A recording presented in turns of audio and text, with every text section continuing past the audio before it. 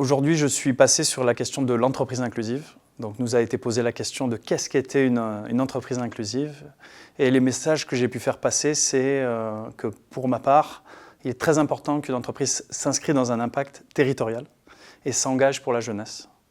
La jeunesse que je défends avec mon collectif.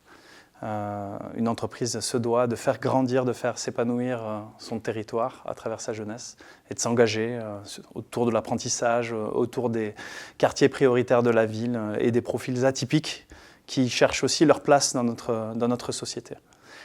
Donc voilà ce qu'on a pu aborder dans le cadre de notre table ronde qui était très intéressante et on a aussi pu aborder un petit peu la question de la bienveillance autour de la question de l'entreprise inclusive. Et évidemment, avant tout, la bienveillance pour moi c'est un regard.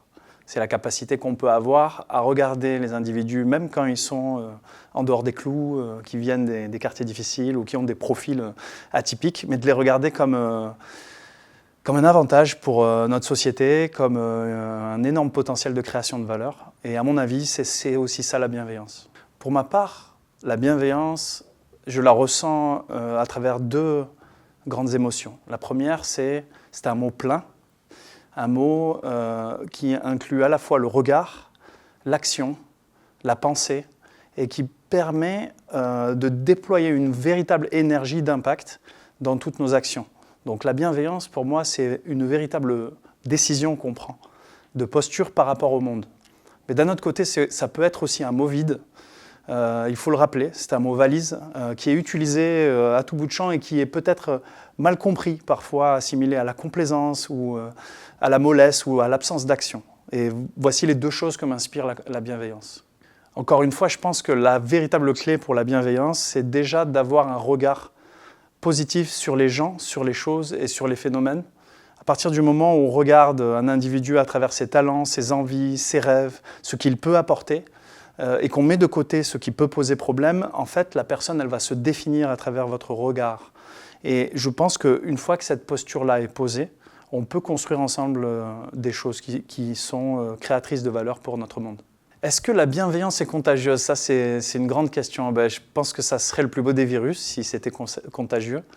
Instinctivement, je dirais que, et c'est prouvé, je crois, par les neurosciences, que grâce à nos neurones miroirs, quand on voit un sourire ou quand on sent dans le regard de quelqu'un quelque chose de bon, en général, on nous inspire de copier ce comportement et cette posture. Donc je dirais que oui, la bienveillance est clairement contagieuse. Je dirais que la bienveillance, c'est d'abord une forme de courage. C'est la capacité à réellement agir, donc à objecter en termes de conscience quand il y a des situations qui ne sont pas acceptables, quand on s'en prend au plus faible ou quand on détruit de la valeur, que ce soit notre écosystème biologique, mais aussi quand on porte atteinte à nos personnes les plus fragiles. Et notamment, moi, je travaille pour la jeunesse. Donc peut-être le message que j'ai envie de passer aujourd'hui, c'est qu'il faut se mettre dans les choses de nos jeunes.